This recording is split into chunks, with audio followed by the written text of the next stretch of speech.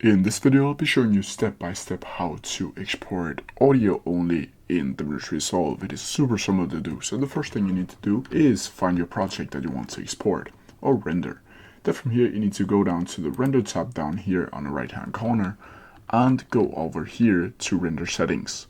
Then from here, you need to deselect the export video part and go over to audio. Then from here, you need to change the format to either one of these. Typically, I would either choose QuickTime or MP4. Then from here you can also change the codecs if you want to do that, the track date rate, the render 1 track per channel or output track 1.